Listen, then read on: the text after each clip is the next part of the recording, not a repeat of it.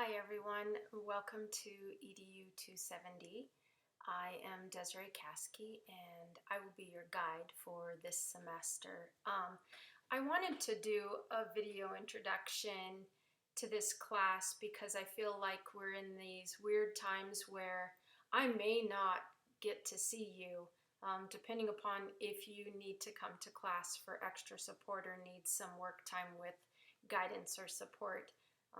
I might not get to see you face to face. And so I wanted to make this short video just to introduce myself and to give you an introduction to the course. Each week I'll try to do a video that explains the concepts that we're covering, and I will talk to you about different tools. I'll show you different examples, that kind of thing. The first thing I want to say though is, yeah, this is my hair. I have naturally crazy hair, and so you're gonna see it every which way to Sunday because that's just how curly or crazy hair is. Shall we get started? Okay, I'm going to take you through just a slideshow that is going to be our guide for the overview for this semester. So let's get there. Okay, I'll pull it up really quickly here. By the way, that was my subtle way of introducing you to my cat, Mo, who you saw crawling through the grass. All right, so as I said, this is EDU 270. It's called Instructional Technology. This is kind of a survey course of teaching technology and providing the best tools possible for not only you as a teacher, but for your students as well. As I said, I'm Desiree Caskey, and I am here because I am a geek with a passion for teaching. And I sometimes tell people I am a teacher with a passion for technology, but it switches depending upon the week. Please do not refer to me as Professor Caskey. I don't consider myself a professor. I consider myself your facilitator, because if you are in this course, you are an educator and I will treat you as such. If you need to get a hold of me, you can find me on different social media platforms. My personal handle, if you will, for social platforms is @CaskeyD. But I also have a Twitter and other social accounts using the handle @PollyLIB. So let me just tell you a little bit about myself. I started my career as a computer tech, actually, in education, helping support those who needed assistance with their technology. Not so much learning it, but getting it to work for them. And I found that I had a knack for teaching. So I became a technology coach. I went back and got my teaching degree, and my job for 15 years was to help teachers effectively use technology to assist students in learning. While I was a technology coach, I created a couple of different programs. The first program that you may or may not have heard of, depending upon your connection with School District 2, is called TILT. It stands for Teachers Integrating and Learning Technology. By the way, none of this is going to be something that you have to remember. I just want us to get to know each other. So sit back, relax. Okay, I'll tell you when there are things you need to be aware of. So TILT is a staff development program that I developed that's actually been adopted by several different states now to use as their technology staff development model. So that's pretty exciting. While I was a technology coach, I also created a program called Tech Cadre, and this is just a way of teaching teachers that works. It's all about giving hands-on experience with real-life examples and scenarios to use so that teachers have the opportunity to authentically learn technology. You're going to find that in this course. If you pay attention, you will have the opportunity to authentically learn the technology that makes you a better teacher using technology and assists your students in being more engaged and getting farther with the learning process. So that's really important.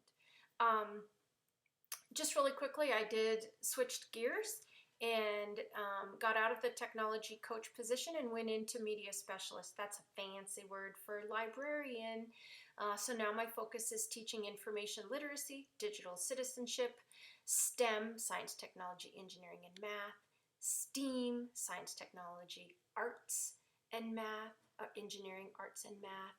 And also I've incorporated my technology coach background, and I have created what is called the Ideal Classroom. Ideal stands for integrating digital experiences with active learning, and you will experience that yourself this semester. Okay, so let's look at what we're going to do to start our semester. And just a quick note, I'm doing this recording in my house. I have a cat and a husband, and both of them tend to forget that I'm doing recordings, and so you may see my cat every once in a while jump on my lap if I'm videoing myself, or my husband will come in and out and possibly even ask me questions. So this is real life. Okay, here is our agenda for introducing ourselves this semester. First of all, why are we here? What is the purpose of this class? And then I'm going to go over an overview of the semester, what's expected of you. We're going to go through the syllabus and some other tools that I've given you to help you learn. And then we're going to go through a field trip, if you will, of our learning site for the semester. Yes, we have a very specific learning site. This is authentic. We're going to look at some of the units and assignments that we're going to be going over this semester. I'm just going to kind of get you started there. And then we're going to look at ways that I choose to communicate with you for this class. Specifically, we're going to look at 3 different tools: Remind, Classroom, and Weebly. Don't worry, it's not like you have to have a working knowledge of all of those right now. I will be showing you those as we go. We're going to wrap up the introduction section by me showing you tools for social bookmarking, or they're also called curating tools, because you have to collect the tools that I teach you about during this semester. You have to collect those into some tool and then share that back out with me, so I know that you were collecting and organizing the tools that we explored. That might seem a little daunting, so let me just pause for a second and say, I will hold your hand the entire semester. If you are a technophobe, have no fear. I will always assist you and give you as much support as you want or need. So don't be apprehensive if that made you a little uncomfortable. Don't worry, I will walk you through everything and give you all the information that you need to succeed in this class. So first of all, I said we were going to talk about our purpose and why we're here. And so my first question to you is, why is instructional technology important? Now you might think you know the answer to this, and you might be right, but let's just make sure we're all on the same page before we start. If you were not aware of it earlier, you are now. You are in the middle of a paradigm shift. So you have some options here. What will you do? Will you be old school and try to survive, or will you adapt and work with digital tools to help your students be successful? It's your choice. I want to show you a video. This is by Edutopia.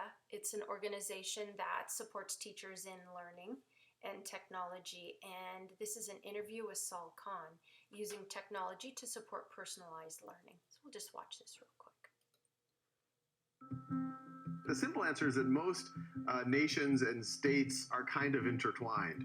I think we've all sat in a class and we're either a little bit lost, or we might be a little bit bored, or maybe some combination of both. And you're like, maybe there's a way to do this that's more engaging, where we allow students to learn at their own pace. And more classrooms move towards personalization, towards mastery-based learning. to free up class time for more human interaction.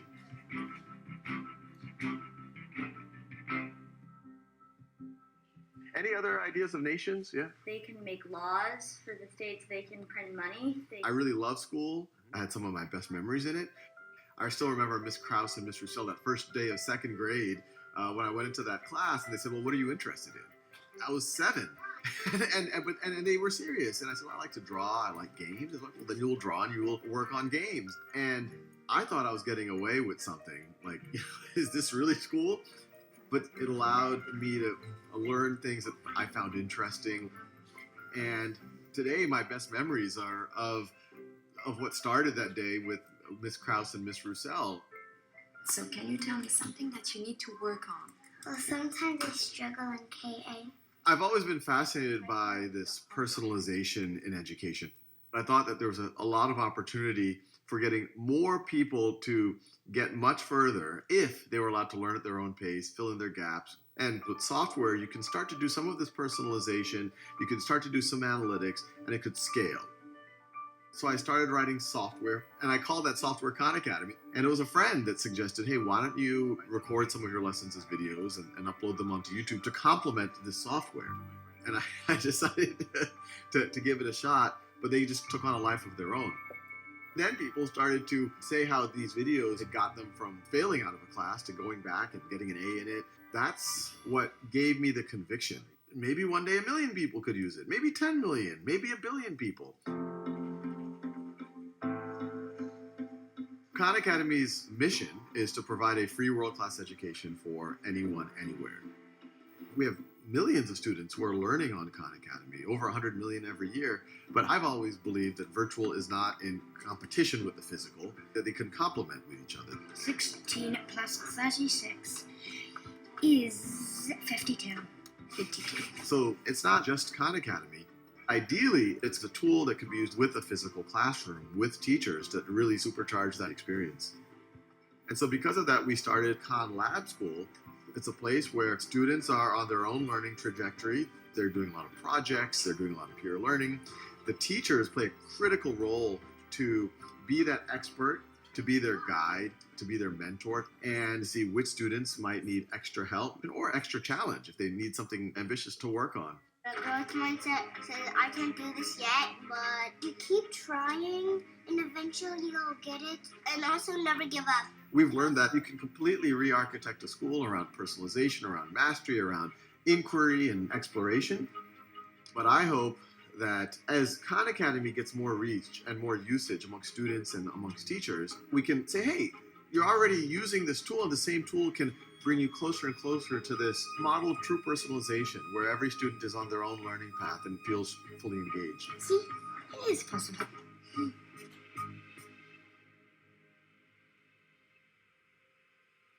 I love that video. So let me just kind of recap the video by saying we're going to be working in an environment that's very similar to what Saul talked about. You are going to be watching videos, you're going to be exploring or massaging tools, you're going to be thinking about ways that students can use these tools. Here's the key difference between what he described and what we're going to do. Chances are, when you get hired as a teacher, you're going to go into a classroom where you get a curriculum and you get a pacing guide. It's probably not going to be in a school where you're able to say to your students, what do you want to do? And then let them do that. However, you can incorporate that mindset and you can bring it into your classroom in different scenarios. So you may have a classroom where you're teaching students, all the students, the same concept, but then you may take a chunk of your time and allow for personalized teaching.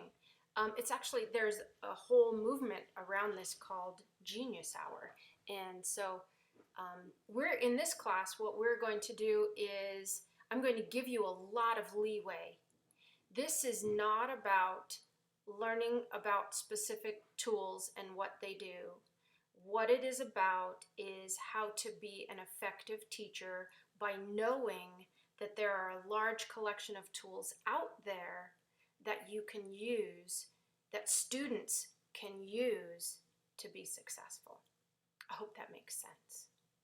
Okay, we actually learned our first tool. If you were paying attention, Khan Academy is an amazing tool. Here's another great reason that he was talking about that I think you'll really like this class. And here's the reason. This is going to be a video.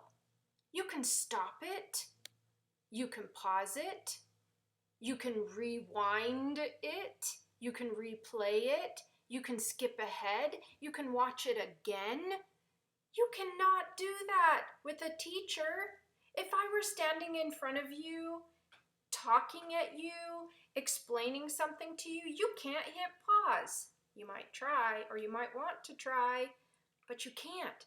So I think, and you please let me know if I'm wrong, but I think you're going to really like this semester. And I know you're going to really like this class. Okay, let's move to the next slide. This is another video, but I'm actually going to skip this video. You're going to get a copy of this presentation that I'm going through. If you want to go ahead and watch this video, it's a great video. It talks about the future classroom. You can see it's from 2014. It's still very impactful and very interesting, so I would encourage you to, honestly, to watch it. So, really quickly, let's reflect. It's important that you understand that this class is going to be in a blended environment. What that means is I'm going to give you the information, or I'm going to point you towards the information that you need prior to our class meeting time. Then what you're going to do is, if you need extra assistance or if you need support while you're working, you will come to the classroom. This course is a survey course that allows you to explore a variety of tools and activities that will help you have engaged students in your classroom. All right, so let's take a quick look at our syllabus, and so you can get an idea of what our semester is going to look like. I'm just going to exit out of the presentation mode so I can show you what the syllabus looks like. In order to do that, and I'm actually just going to jump to this screen just so you can see this. I jumped out a little too soon, sorry. Let's just do this. Okay, so we have a learning site that we will use. Everything you need will be put into this site. The web address is at the very top of this slide, EDU 270 F20 for fall 2020, .weebly.com. Every week you will go to this website, you will go to the schedule, and you will review the material for that particular week's learning. Then you will follow the assignments instruction to do your work. I put down here, I'm just going to point to it, I put down here in the lower right, why not D2L?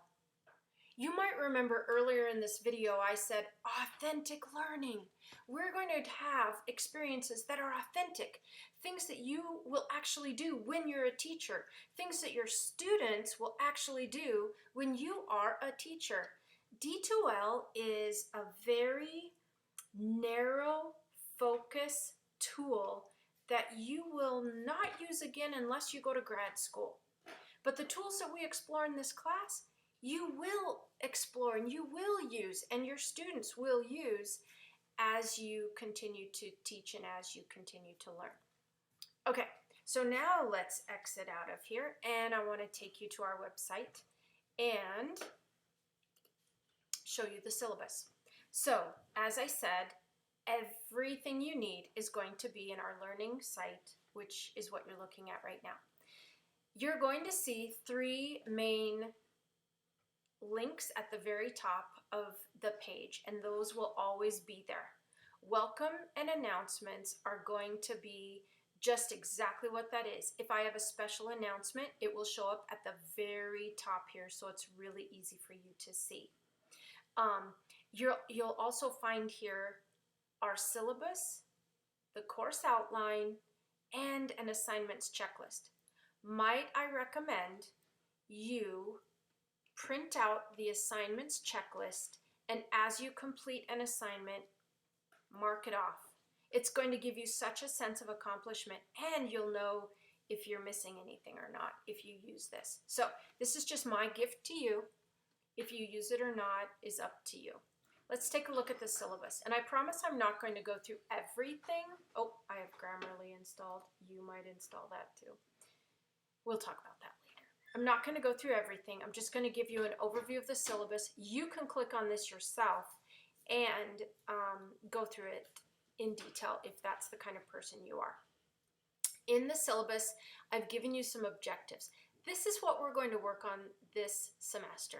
You're going to learn that there are technology standards for teachers and students, international standards for teachers and students. You're also going to learn that there are different models that will help you understand how and if you're integrating technology effectively. And then what I've done is I've broken the semester into these units, and each unit is going to be focused on something specific. So for this first week, we're just looking at figuring out what we're going to do and where we're going to go. And then each week will be a new unit. For example, we'll have a unit on Google, we'll have a unit on digital storytelling tools, and so on and so forth. I'm just going to scroll down through this. Sorry, I hope I don't make you seasick. I've said attendance is necessary as participation and reflection activities are a large part of your grade, and that is super true, but virtual attendance is what I'm talking about in this instance.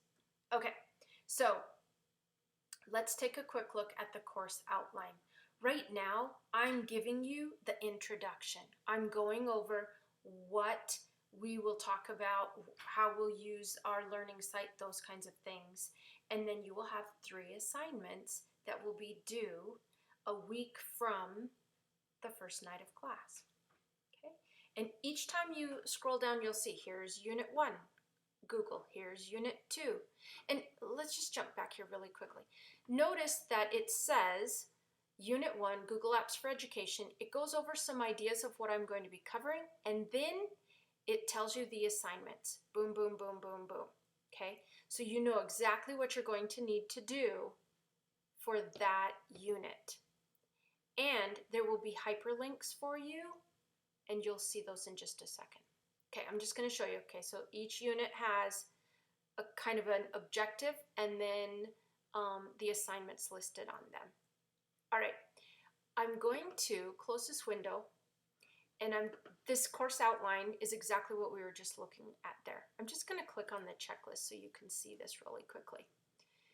Again, they're broken down into these units, Unit 1, Unit 2, and you can see there's a little box in front of each line item and the number of points that that line item is worth. Now let's be honest.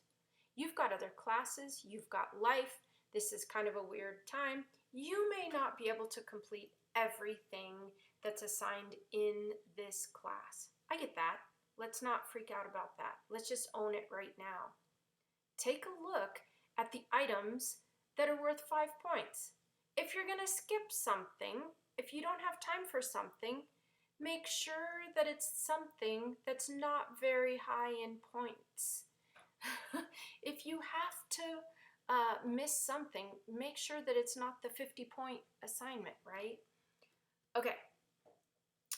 To that end, please know that if you know you're behind or you're not going to get something done on time, I am not the grading Nazi. Again, I'm not your professor. I'm your facilitator. I'm your guide. If you know you're not going to get an assignment in on time, that's not a big deal to me, as long as you communicate to me. If you don't communicate to me, I don't know, and then your grade is what I give you. So please make sure you're communicating to me. Okay, I'm going to scroll up to the top and just tell you really quickly that every week there will be this a post in schedule, and in the schedule, I'll talk about this in a second. In the schedule, you'll see that I will add a date to the left-hand side so you know when I assigned it or I made it active. And there will be a hyperlink. And when you click on that hyperlink, it will take you to a page that gives you the information you need. Now, right now, there's nothing under introductions because I'm making the video to show you. When you're looking at this and you're exploring the website, there will be a link to the video that I'm creating right now. So you can always go back and watch it again if you need to. Below all the information will always be a section called assignments. And then there will either be hyperlinks or instructions. See how this is a hyperlink? So remember at a little bit earlier I said you're going to have 3 assignments. Notice that there are 4 links. Here's why. Remind isn't really an assignment. It's how I communicate with you. And so I'm asking you to go ahead and sign up for Remind. I'm just going to show you what you would do here. So after you watch the video again, because I know you're going to want to watch it again, you can actually just work your way through the assignments. Like it says, Technology Use Survey. This link is to a Google form. Please fill this out so I can get a better understanding of your technology knowledge / comfort. You will click on this link. It will take you out to a form. Please make sure you fill this form out to the best of your knowledge. Take your time and answer it as honestly as you can. This is going to help me make sure that I'm giving you the best information and resources I possibly can. When you are done with the Technology Use Survey, go ahead and click on Classroom Community. When you click on that, same thing. It's a form. Please fill this out to the best of your ability. I'm going to emphasize the last question or bit of information I'm asking you. I say, is there anything you would like me to know? The more I know about what you have going on in your life, the better it helps me to teach you. So for example, if I know you have 4 kids that are all doing remote learning in school right now and you're taking a full load of classes, I'm going to be super understanding and work with you to make sure you're successful in this class. So help me out by giving me as much information as you think will be good for me to know. Okay, so we've gone through assignment 1, assignment 2. Now this is just Remind. I use Remind, which is a tool that allows me to text very quickly, or I can open up a website and do it too, but I choose to text. I text very quickly a notice and it broadcasts it out to anybody who has subscribed to me. You are the people that subscribe to me. You are the class. This will be a time for me to send out reminders, class cancellations, news, schedule changes, you name it. This is where I will go to communicate with you. So I ask you, please sign up for Remind. This will really help communicate.